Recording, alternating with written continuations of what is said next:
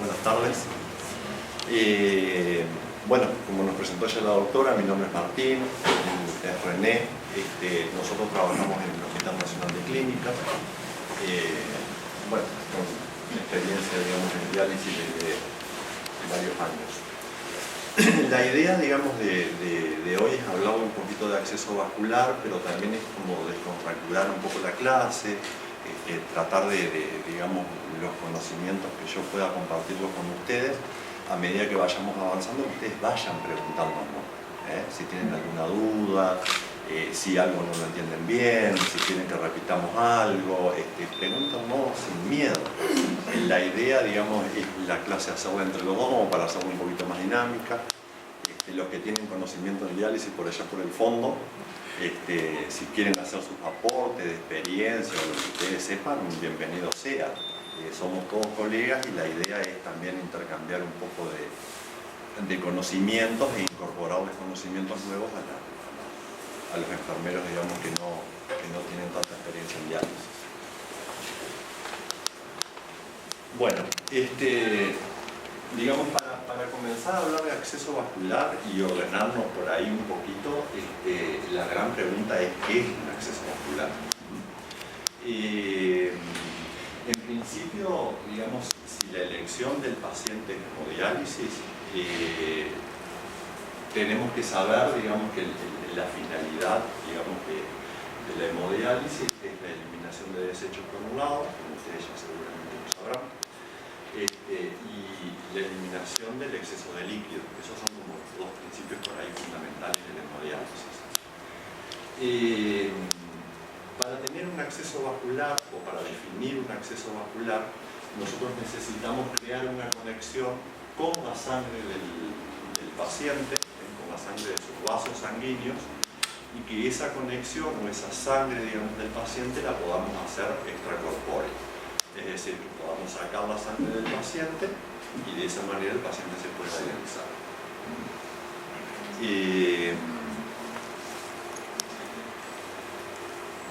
En realidad, digamos, si nosotros buscamos en las bibliografías definiciones de acceso vascular, vamos a encontrar una gran variabilidad, digamos, de definiciones. Por lo general tampoco no hay una definición estricta, sino que cuando se habla de acceso vascular ya es como que se empieza, digamos, de lleno a lo que son los tipos de acceso vascular. Yo siempre estoy hablándoles a ustedes desde la visión, digamos, de enfermería, ¿no? De enfermero. Igualmente, digamos, yo saqué algunas que me parece que están bastante conectadas y que son, digamos, un acceso vascular es la manera de acceder a la sangre para realizar hemodiálisis, que era un punto que yo le decía, que permite que la sangre viaje por unos tubos flexibles, que son las guías, digamos, que nosotros colocamos a la máquina, en donde, digamos, al pasar por un filtro, se logra, digamos, limpiar o purificar la sangre del paciente para hacer de vuelta nuevamente al circuito sanguíneo del paciente. Y una por ahí un poquito más acertada, o la que más podemos llegar a encontrar, es esto de que es una anastomosis directa arteriovenosa. Ahora, digamos, cuando sigamos avanzando vamos a entender un poquito qué es esta anastomosis directa. En principio, tenemos que entender que el acceso vascular es quizás la condición más importante que tiene un paciente a la hora de hacer el tratamiento sustituto. A pesar, digamos, de que la diálisis ya lleva, la hemodiálisis lleva ya varios años, el acceso vascular continúa aún hoy en día siendo un poquito el talón de Aquiles dentro de lo que es el mundo de la hemodiálisis, ¿no? Y digamos, es por ahí donde hay muchos conflictos en la creación de un buen acceso vascular para un paciente. Hay algunas cuestiones que nosotros tenemos que entender, que cuando vamos digamos, cuando se le va a implementar un acceso al paciente, ese acceso vascular debe permitirnos, digamos, a nosotros un flujo adecuado para que esa sangre se haga extracorpórea, Ese acceso vascular debería ser, digamos, de larga duración, debería permanecer en el tiempo, digamos, y el paciente poder hacerse el tratamiento de hemodiálisis. Debería ser de un abordaje fácil, es decir, nosotros con ese acceso vascular que se ha construido, nosotros como enfermeros a la hora de conectar al paciente deberíamos abordarlo fácilmente, sin demasiadas complicaciones. Y debería, digamos, ser sin complicaciones, cosa que por lo general cuando tenemos un acceso vascular siempre tenemos alguna que otra complicación, pero debería ser sin complicaciones. Si nosotros alguno de estos factores no lo tenemos adecuado, seguramente la mortalidad de ese paciente va a aumentar. Con cualquiera, digamos, de estos aspectos que mencioné anteriormente, ¿no? Entonces podemos decir, digamos, o podemos deducir la gran importancia que tiene el acceso vascular para un paciente que está en hemodiálisis. Es de vital, digamos, importancia porque de ese tratamiento depende un poco su vida. Entonces podemos decir de que un acceso vascular, digamos, es como muy importante tenerlo en cuenta desde su creación, desde su inicio y hasta yo diría desde la parte digamos, a la creación de ese acceso vascular, que ya vamos a descubrir qué forma hay para ir antes, llegar antes de la creación en sí misma del acceso. Todo el mantenimiento durante el tratamiento del paciente, digamos, el tiempo, los años o los meses que se tenga que realizar el paciente, y saber entender, digamos, y descubrir un poco las complicaciones que se pueden presentar. Eso implica, digamos, para nosotros un enorme desafío, digamos, para nosotros los enfermeros significa un enorme desafío el hecho de poder nosotros entender, saber, manejar, digamos, los accesos vasculares, qué tipos de accesos vasculares tenemos y demás. Ahí, volviendo atrás, cuando hace referencia a las complicaciones, ¿no?, sobre el acceso vascular, hay situaciones en las cuales el flujo se ve disminuido en ese acceso, lo cual origina una presión extra en el mismo flujo, no asegurando una correcta o un eficaz tratamiento dialítico. Generalmente es de resolución clínica el abordaje. A ver, terminológicamente sería cuando hay cancelamiento del flujo. Y cuando queremos, digamos, necesitamos que tenga un buen flujo extracorpóreo desde el acceso vascular. Lo importante de esto, y para nosotros los enfermeros, es entender de que los accesos vasculares para nosotros son un gran desafío. Ya más adelante vamos a ver un poquito también los cuidados del acceso vascular y quizás ahí también entendamos el desafío al cual nosotros nos presentamos. Para esto, digamos, para todo lo que es la creación, el mantenimiento, el tratamiento de las complicaciones, en realidad hoy en día se está hablando de, digamos, la creación de un programa multidisciplinar. Es decir, cuando hay que construir un acceso vascular al paciente, no es solamente de uno de los profesionales de la salud, sino de todo el equipo de salud, dentro de los cuales los enfermeros estamos, digamos, insertos. Nefrología o el médico nefrólogo, sin lugar a dudas, yo acá cité algunos, ¿no?, pero hay otros más. Cirugía vascular, el cirujano vascular, que es quien, digamos, está en quirófano, digamos, construyendo el acceso vascular. Los técnicos por imágenes, porque a veces, digamos, los cirujanos vasculares necesitan, digamos, ser guiados por métodos, digamos, de imágenes, y bueno, y por supuesto enfermería.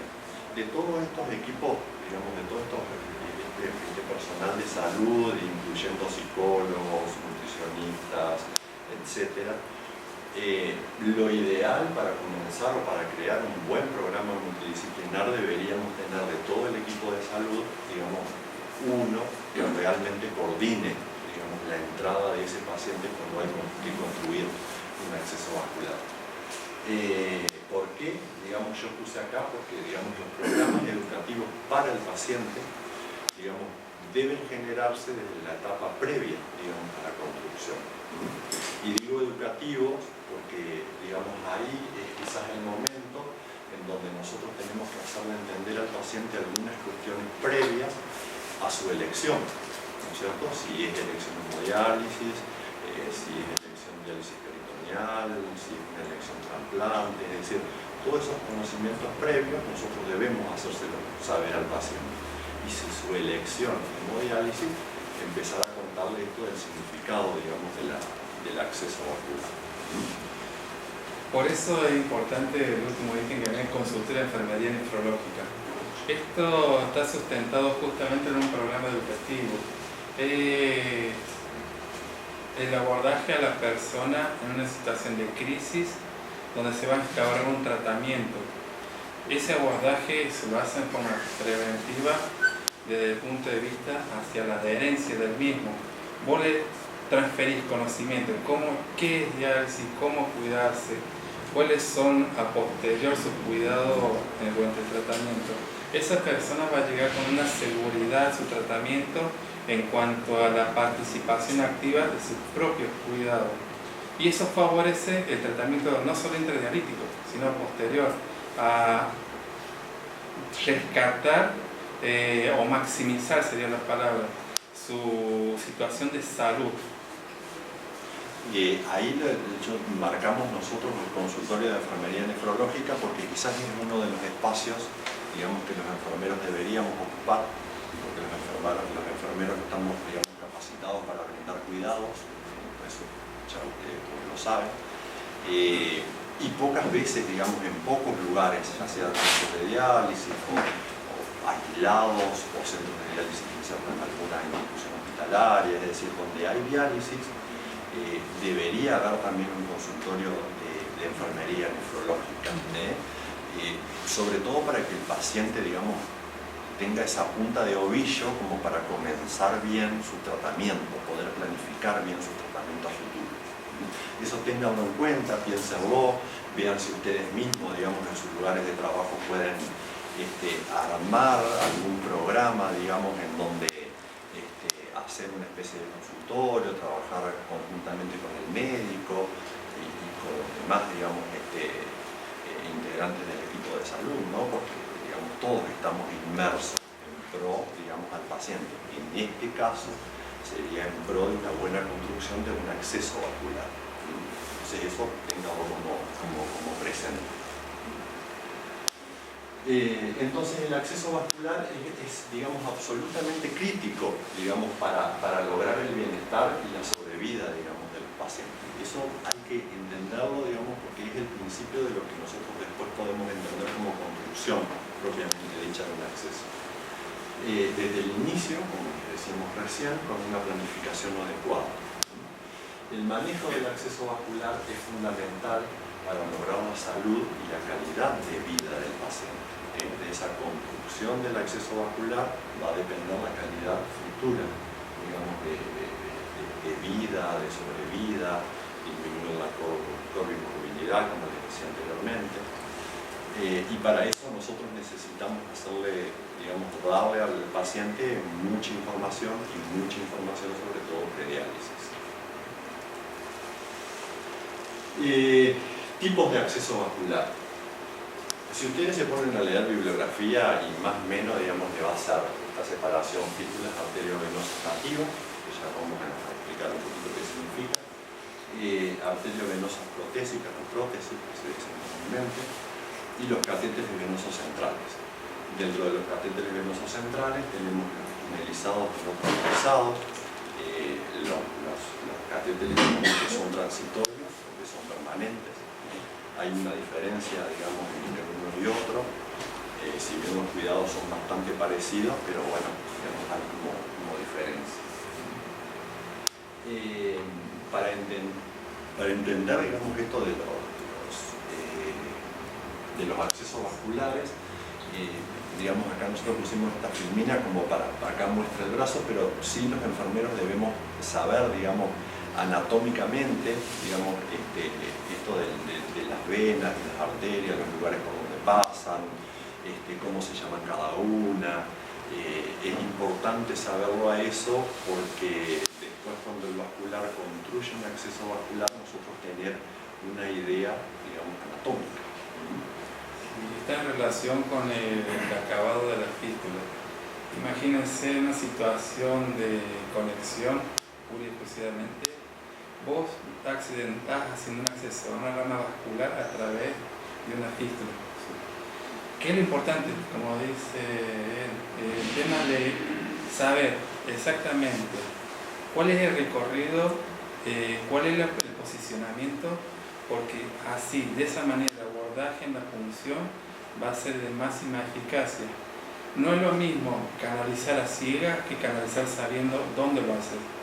Por eso la importancia, como destacaba él, de saber reconocer anatómicamente la posición de cada una de las venas como futuro acceso a un tratamiento dialítico, ¿no? Bueno, vamos a redondear un poquito la definición de lo que es fístula arteriovenosa.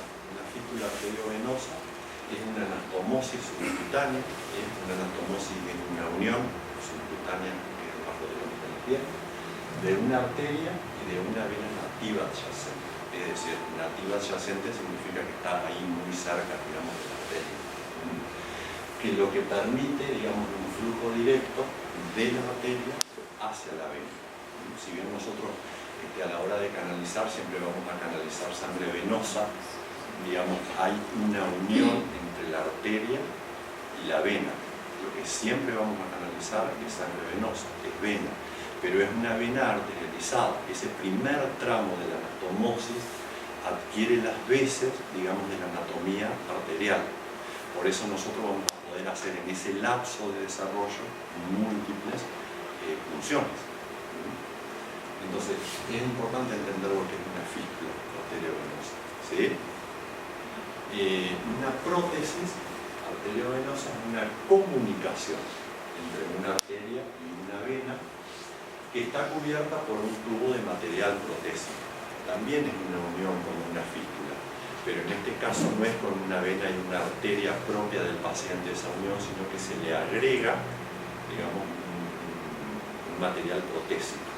Entonces queda unida, queda ligada la arteria con la vena. La modalidad de formato de un puente, que es la conexión entre la arteria y la vena. ¿Eso se entiende más o menos, chicos?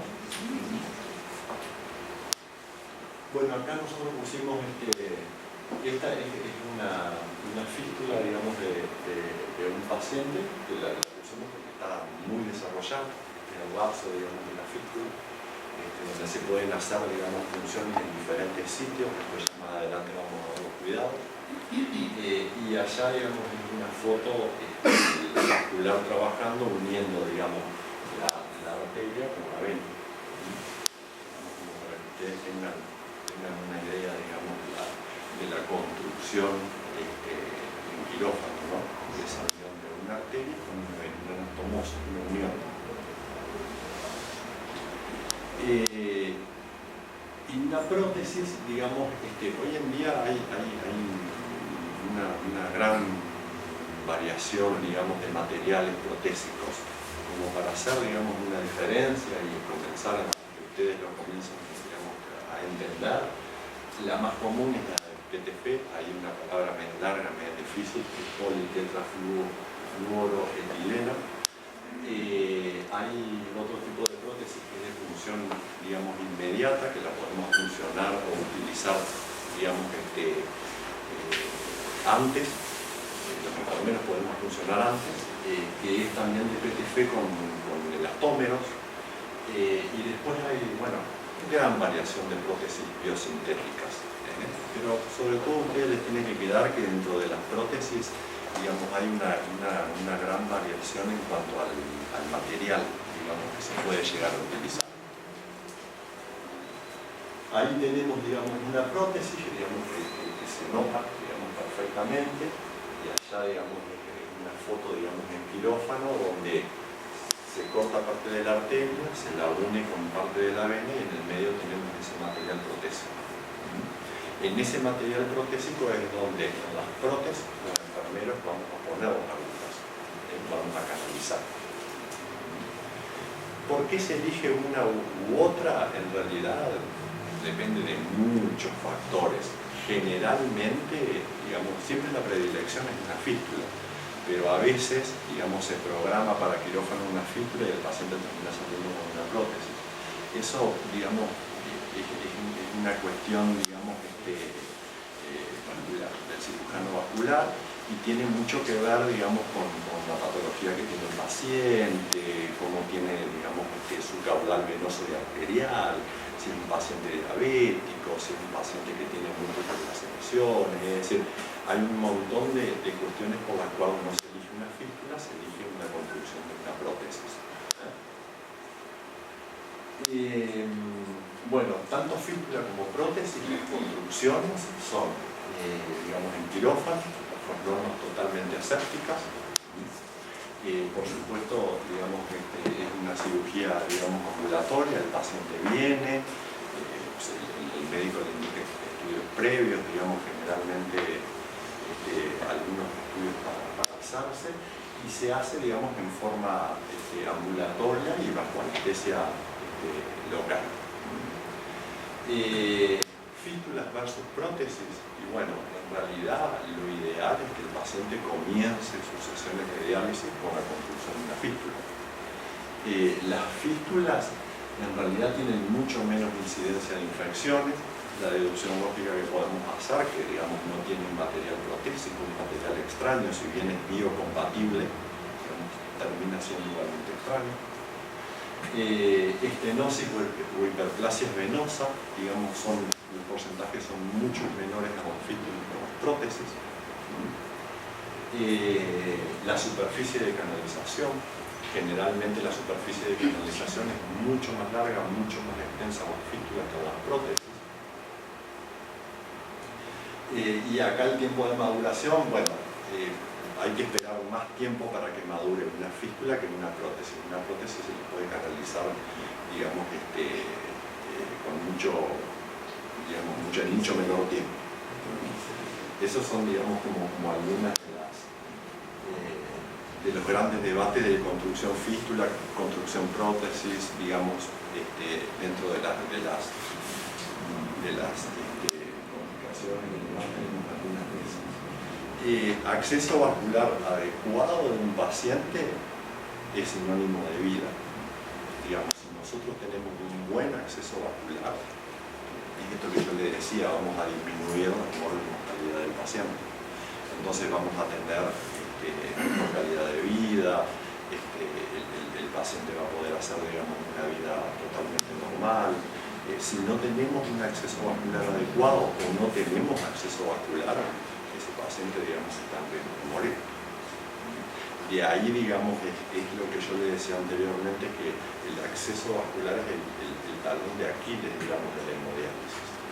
Aún hoy, digamos, a pesar de los avances tecnológicos, a pesar de que tenemos monitores cada vez más complejos, a pesar de que, digamos, hay mucho avance científico por el otro lado, digamos, en esto del acceso vascular sigue siendo la gran debilidad del mundo de la hemodiálisis, ¿no? Y para nosotros los enfermeros, donde más debemos empoderarnos con esto de los accesos vasculares, porque nosotros, para poder realizar un paciente, necesitamos analizar. No sé si ahí quieres agregar algo más. ¿Cuánto es el tiempo de la fístula que se puede utilizar? ¿Cuánto tiempo tiene que tener Claro, el tiempo de maduración. El tiempo de maduración generalmente... El óptimo, digamos, normalmente la fístula demora, digamos, un mes, serían 4 semanas es lo que demora, pero muchas veces si el paciente es añoso, es diabético, etc., lo podemos esperar hasta 6 meses. O sea, el proceso de maduración de una fístula como máximo son 6 meses. Lo ideal, lo más frecuente que ocurre es dentro del primer mes, dentro de las primeras 4 semanas. Las prótesis no maduran, porque las prótesis, digamos, las pueden usar a los 15 días, porque lo que no las puedo usar de manera inmediata, porque necesito que ese injerto que le puse, ese puente, sea revestido por dentro por las células endoteliales. Ese revestimiento por dentro para que el cuerpo lo asimile dura 15 días, ¿está? Entonces la prótesis no es que madura, tengo que esperar que se revista. La fístula debe madurar, y vamos a ver qué es madurar. ¿Estamos? Cuando hablamos de madurar es que, digamos, esa sangre arterial a la unión con la vena, digamos que esa vena, esa primera porción de la vena se arterializa. Tome las veces, digamos, de una arteria, se endurezca lo suficiente como para nosotros poder insertar unas agujas, digamos, ¿no? No, encontramos porque decían que una de las prótesis se podía usar casi de forma inmediata. ¿Cuánto tiempo sería eso? Y bueno, mira, entonces no es recomendable, si vos me preguntás, no es recomendable usar digamos, la prótesis de manera inmediata. Siempre hay que esperar que se revista, pero bueno, si hay emergencia la vamos a usar, ¿está? Pero no recomendamos, porque incluso la piel está dañada, ¿está? Entonces tenemos que tratar de esperar esos 15 días, digamos, que se revista de manera adecuada. ¿Estamos? Es lo que hay que hacer, ¿eh? Eso sería lo correcto hacer. Si uno quiere un acceso vascular adecuado, para asegurarle que no se infecte, para asegurarle que ese acceso perdure. Eso es lo que querés. Vos no querés usarlo para que después se me rompa y nomás, se me estenose y lo rompo, la fisura y nomás. Vos querés que ese acceso te dure, ¿tá? Permanezca en el tiempo. Claro. ¿Quedó claro? Sí, lo único que yo interpreté, que dentro de las prótesis, había prótesis litistas, el polyware se podía usar con mucho más anticipación que lo otro. Sí, pero son que tienen como ojal. Hay prótesis que están en Estados Unidos, en Argentina no vienen, se pueden usar inmediatamente, en las 24, 48 horas. Esas son prótesis de uso inmediato, pero eso en Argentina no hay, son carísimos y hay en otros países, pero acá no. Todas las que usamos hay que esperar 15, 20 días para que funcionen.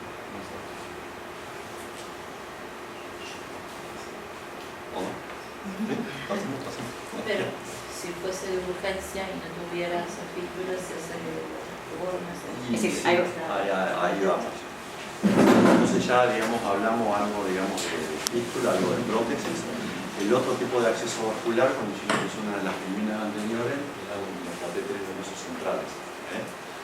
Tenemos los tunelizados y los no tunelizados, los permanentes y digamos los que tienen corta duración. Acá, digamos, yo le puse, digamos, como, y ya después creo que la doctora lo va a mostrar mejor, los catéteres no tunelizados o transitorios son catéteres, digamos, digamos que se usan menos tiempo, catéteres generalmente mucho más cortos y se los utiliza básicamente menos tiempo por las complicaciones que puede llegar a tener si lo hacemos permanecer en el tiempo. Mientras que a los que le llamamos catéteres permanentes son catéteres más largos, que tienen toda una tunelización por debajo del paciente, eso también lo hace el cirujano vascular en quirófano, y si bien, digamos, tampoco son recomendables, sí se utilizan cuando al paciente no se le puede hacer otra construcción de acceso vascular. O sea, no tiene más chance de seguir haciéndole fístula o seguir haciéndole prótesis, porque su caudal, digamos, venoso y arterial, por alguna cuestión, digamos, ya no tiene más zonas o más lugares de construírselas. Entonces ahí se utilizan los catéteres permanentes. Las zonas de inserción, bueno, ahí yo les puse las de predilección son la yugular, femoral y subclavio. Generalmente se elige el yugular porque es el de acceso, digamos, más directo y al que menos complicaciones se le presenta al médico a la hora de insertarlo. El subclavio es el de menor elección por complicaciones médicas que puede llegar a tener el paciente.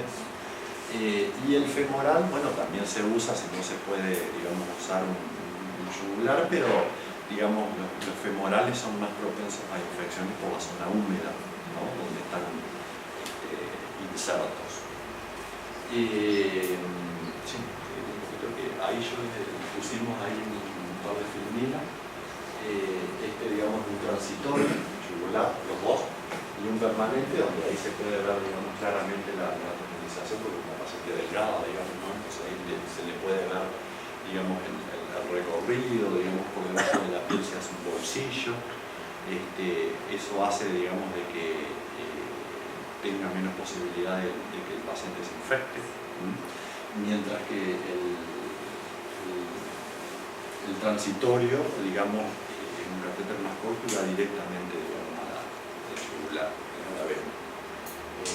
Entonces los cuidados, digamos, hay que maximizarlos más y se usan, digamos, en menos tiempo, menos cantidad de tiempo. Por eso se los llama transitorios.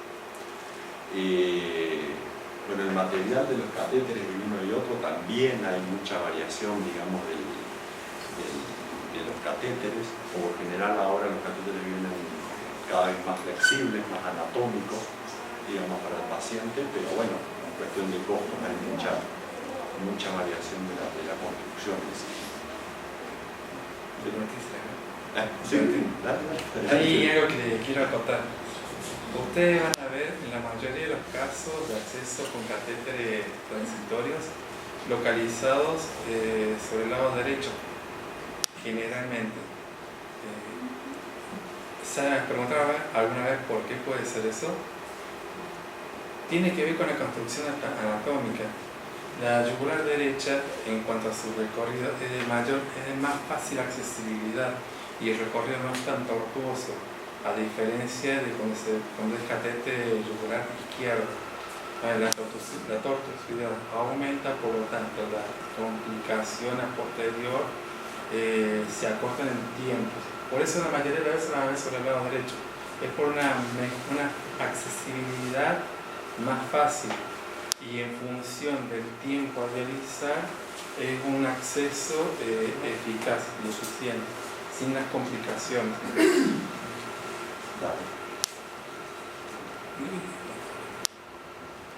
Bueno, los catéteres venosos no tunelizados. Hay algunas ventajas y algunas desventajas. Los no tunelizados, los transitorios, ¿no? Son de, como decía René, son de más fácil acceso, digamos, para el paciente. Son de una inserción más rápida. El nefrólogo o el médico nefrólogo o si lo coloca el vascular, es más fácil, digamos, acceder para ellos. Por lo tanto, provoca un mínimo trauma para el paciente. La gran desventaja que tiene es que a la hora de nosotros los enfermeros conectamos a la máquina extracorpórea, este tipo de catéteres tienen menor flujo. Por lo general, digamos, varían entre 200, 250 hasta 300 en una bomba extracorpórea. Esa sería como la gran desventaja. ¿A qué tipo de pacientes, digamos, como para tener algunos conocimientos así como más importantes, se utiliza, digamos, los catéteres transitorios en hemodiálisis de urgencia? Por ejemplo, un paciente que entra a una guardia central por hiperocapemia, por ejemplo, un paciente que ingresa con edema agudo de pulmón, paciente que ingresa con intoxicaciones por alguna droga en particular y hay que, digamos, dializar a ese paciente. Insuficiencias renales crónicas con acceso vascular inmaduro, es decir, que ya se le ha construido una fístula o una prótesis, pero todavía no está preparada para conectarlo. Pérdidas del acceso vascular, es decir, un paciente que está en plan de diálisis crónica, pero que por algún motivo, digamos, se tapó su acceso vascular. Pacientes que están en planes de diálisis peritoneal, pero que tienen alguna complicación como por ejemplo la peritonitis, la infección, digamos, del peritoneo. Entonces en ese paciente se necesita colocarle un catéter transitorio para que continúe, digamos, su proceso de diálisis. Pacientes, digamos, trasplantados también, digamos, que no funcionan, digamos, su trasplante renal inmediato, también se utilizan este tipo de catéteres, digamos, transitorios. Sobre todo por cuestiones de que es de fácil acceso, mínimo trauma para el paciente, utilización rápida, entonces se elige siempre, digamos, el catéter transitorio. Los tunelizados o los permanentes, digamos, como ventajas tienen que son accesos vasculares de larga duración, o sea, los podemos mantener en el tiempo con buenos cuidados de enfermería, y eso ya lo vamos a ver en la segunda parte. Si nosotros, digamos, hacemos buenos cuidados de asepsia, en ese catéter lo podemos mantener una durabilidad en el tiempo. Nos dan, digamos, mayor flujo extracorpóreo, digamos 300 y más, digamos, de flujo extracorpóreo. Se utilizan mucho, digamos, en niños, en pacientes diabéticos, en pacientes, digamos, que tienen una obesidad mórbida, donde es difícil, digamos, la construcción de una fístula o una prótesis. Pacientes, como les decía hoy, que tienen múltiples accesos vasculares fallidos, entonces se opta, digamos, por un catéter permanente. Pacientes también de edad avanzada, digamos, que pueden llegar a tener un corto periodo, digamos, de sobrevida, entonces también se puede elegir este tipo de acceso vascular. Y la gran desventaja que tiene es más complejo, digamos, a la hora, digamos, de colocarlo. Estos catéteres se hacen, digamos, en quirófano, y los hace el cirujano vascular. El establecimiento del catéter venoso central como acceso vascular, hay algo, digamos, que los enfermeros debemos saber, que no es bajo ningún concepto, bajo ningún motivo, el acceso vascular de primera elección, sobre todo por las complicaciones. Y volvemos a eso, digamos, de comenzar bien cuando un paciente va a entrar a proceso de diálisis o se está acercando a entrar, digamos, en proceso de hemodiálisis, digamos, en fases previas, ya se debería, digamos, estar construyendo el acceso vascular, ya sea fístula o prótesis. ¿Para qué? Para no llegar casualmente a que ese paciente ingrese a su primera sesión de diálisis con un catéter transitorio. Entonces, bajo ningún concepto, y todas las bibliografías que ustedes busquen y lean, dicen que el paciente no debería entrar jamás con un catéter transitorio. Eso significa una falla, digamos, del equipo multidisciplinario, dentro de los cuales los enfermeros también nos incluimos, porque nosotros deberíamos luchar, digamos, por esto, como yo le decía, de generar nuevos espacios con consultorios de enfermería nefrológica, involucramos un poco más en los accesos vasculares del paciente. Si al paciente se lo va a llevar a quirófano para una fístula o una prótesis, el enfermero que esté presente, digamos, para ver cómo el vascular construye ese acceso vascular. Entonces, cuando es el paciente, yo lo tengo en la sala, voy a saber cómo guiarme, dónde poner las agujas, dónde poner una aguja y utilizarla como arterial, dónde poner la otra aguja y utilizarla como venosa. Digamos, son espacios, digamos, bien nuestros, que deben generarse como pedidos nuestros. Eso es importantísimo. Hay estudios, digamos, sobre todo norteamericanos, que dicen que, y hay que prestar atención, digamos, a esto, porque en Argentina, digamos, pasa y digamos, a números mucho más elevados, que el 58 o 73% de la población que nosotros tenemos en un centro de diálisis, el comienzo, digamos, de la hemodiálisis generalmente es con catéteres transitorios, cosa que no debería suceder. Y del 10 al 40% de esa población, después de los 90 días del paciente ya está, digamos, en plan de diálisis, como paciente crónico, todavía continúa con un catéter transitorio. Entonces los enfermeros debemos involucrarnos en eso, debemos, digamos, generar que eso no suceda en pro a los cuidados que los enfermeros debemos generar, porque todo esto trae una consecuencia de los cuidados que nosotros vamos a generar en la sala a la hora de conectar un paciente hemodiálisis. ¿Se entiende más o menos eso? La gran importancia, digamos, de abarcar todo lo que es acceso vascular. No sé si vos querés decir algo como eso.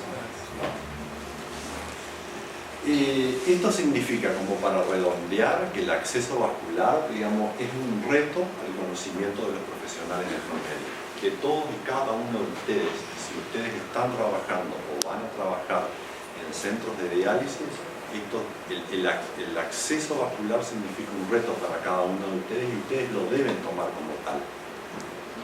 Esa es la verdadera significancia. Los enfermeros sabemos que porque el paciente casualmente, digamos, es el receptor de esos cuidados.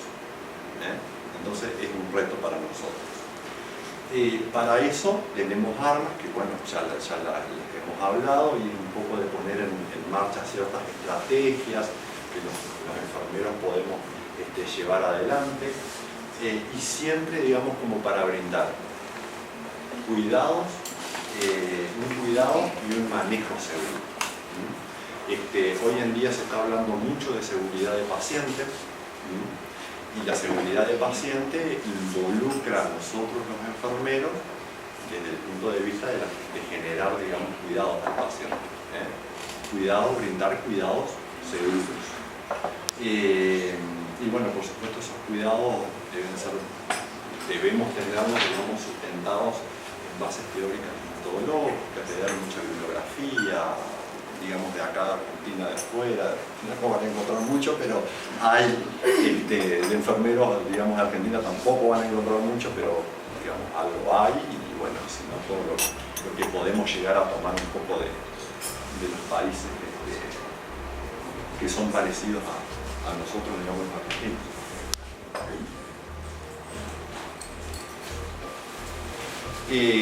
Para redondear, digamos, la enfermería en hemodiálisis, digamos, debe ser un cuidado, digamos, enfermero especializado.